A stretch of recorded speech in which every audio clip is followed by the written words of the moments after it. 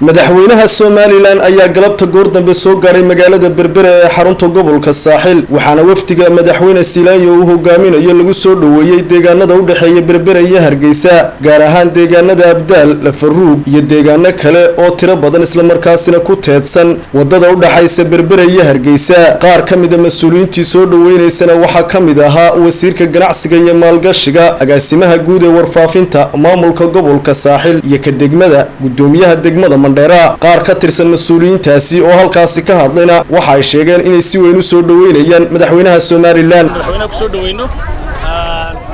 gobolka Saaxil iyo gobolka Maroodijeex bari intii aad iyo aad bay noogu farxad noogu tahay dadku kuwaas oo sugayeen ilaa saakay bacadka taagnaayeen waxaan ka rajaynayaa insha Allah kariim si fiican madaxweynaha loo soo dhaweeyo hawsha si fiican bay u socotaa marka aan leenahay madaxweynaha soo dhaweeyo magaalada Abdaal waxaan ku soo dhaweynaa madaxweynaha Jamhuuriyadda Somaliland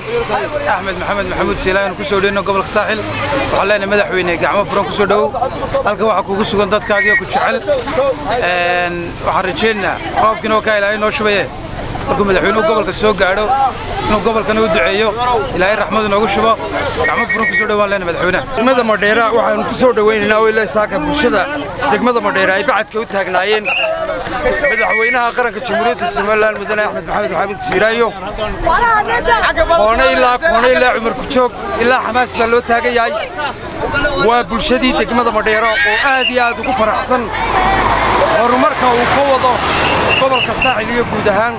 Jamhuuriyadda Somaliland markii uu soo gaaray wafdigu magaalada Berbera ee xarunta gobolka Saaxil waxa ka warbixiyay ujeedka wafdigani iyo waxyaalaha uu daaran yahay afayeenka madaxtooyada Somaliland Xuseen Deyr waxaana kamid ahaa hadaladiisii qadar daqiiqada ka hor wuxuu soo gaaray magaalada xeebeedka caasimadda gobolka Saaxil Berbera isaga wafdigu hogaaminayo madaxweynuhu caawa hadii Ilaahay raali ka noqdo wuxuu ku sugnaan doonaa oo uu hoyan doonaa Berbera kabadeed wuxuu safarka madaxweynuhu wuxuu daaran yahay safar indha-indhayna socdaal u kuurgelida hawlaha qaranka sida u socdaan guud ahaan madaxweynuhu hadii Ilaahay raali ka noqdo berri oo sabti ah oo bisha 25 tahay mashaariic waaweyn oo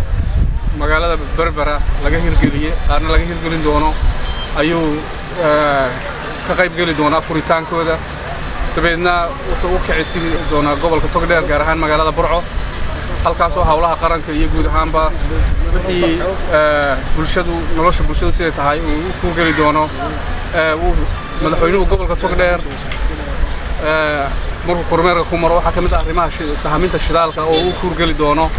iyo guud ahaanba nolosha dadweynaha xagga abaaraha iyo xagga nabadgelyada iyo dhinac walba marka la isku soo ururiyo safarka madaxweynuhu waa kormeer uu ku marayo labada gobolka Saaxil iyo gobolka Togdheer intaas oo daaray safarka madaxweynuhu geesta kale qaar ka tirsan deegaanada gobolka Saaxil gaar ahaan magaalada Daragodle oo ah magaalada koowaad ee u xigta magaalada Berbera ayaa dadweynaha ku nool magaaladaasi waxay cabasho ka muujiyeen sheegeena inaanu madaxweyne Silaanyo markasta oo gobolka Saaxil yimaado oo dhaafo tabashadoodana aanu wax ka qaban waa sida ay hadalka u dhigeen waxaana kamid ahaa dadweynahaasi cabanaya hadaladoodii waxaanu nahay tuulad dhicifaho meesha iskaga taala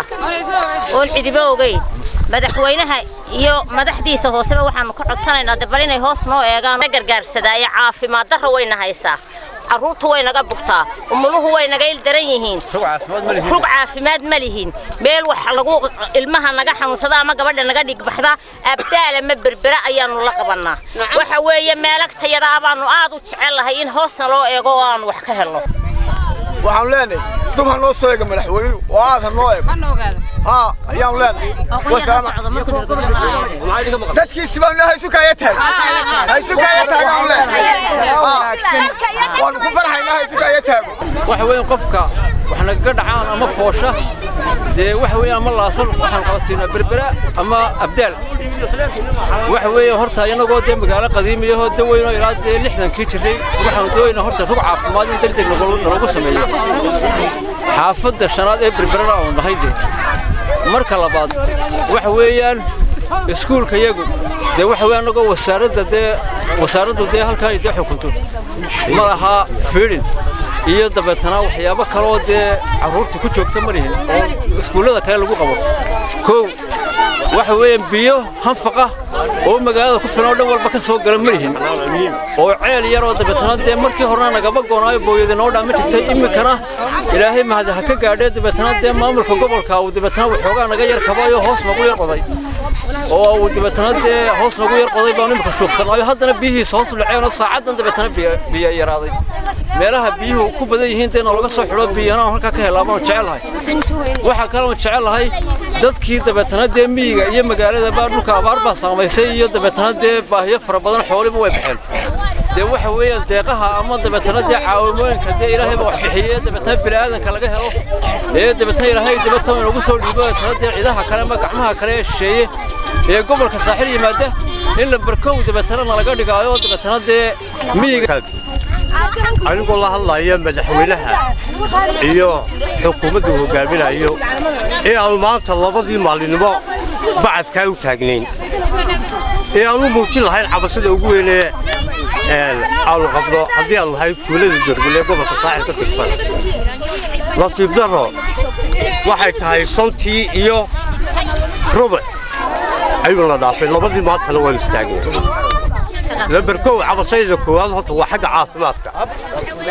يا لكن وحنا كعبالنا استاجوا قالوا لبدي ما تبعت كيسك تاجلي